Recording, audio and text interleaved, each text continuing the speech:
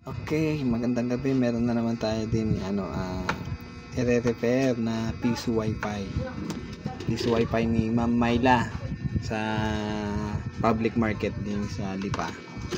Ang problema nito, hindi daw nagki-credit yung hinuhulog. Subukan natin mag-insert coins. Insert coins tayo. Insert coins to start adding your Subukan natin ang piso. Malaglag na yung piso pero hindi nag-credit. Okay. So, itong build na to ay parang basic build yata to. Wala siyang relay. Repair lang po namin ito, hindi po sa amin galing yung piso wifi pero ganun pa man. Gagawa natin ng paraan yan ang gamit. Okay, update lang.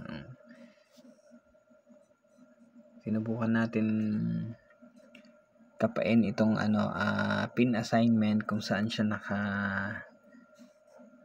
nakasaksak talaga, pero hindi natin makapa.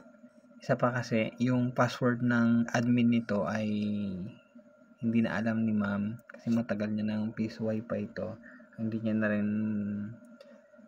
may tanong doon sa gumawa sa nabilhan niya. So ang naging option ko ay in-reflash ko na lang since galing din naman ito sa iWiFi din na software ang gamit niya, pero naka-free version lang siya, naka-freeware. O ngayon, nilagyan na natin siya ng license.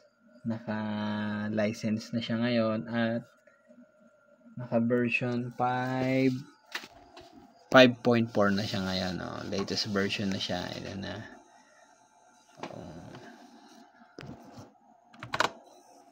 Yun. Naka-license na siya. Ayan. Kita nyo naman, license na.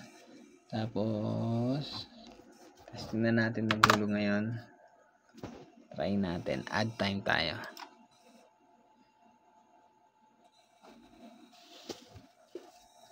Lagyan natin ang sound. Insert tayo ng 5 pesos.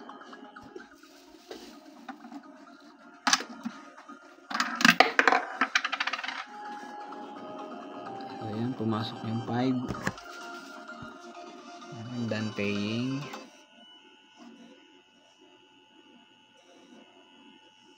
Okay, tapos testing natin yung JST kung kagana na. Dapat pag hindi tayo pumindot ng insert coins, dapat dito papasok. Okay na ang JST. Naka basic setup lang to, walang relay. Kaya yung LED light niya hindi siya nag-on and off. Ayun lang, okay na to. Bukas pwede nang ipa-pick up ni Ma'am Myla. Okay, thank you.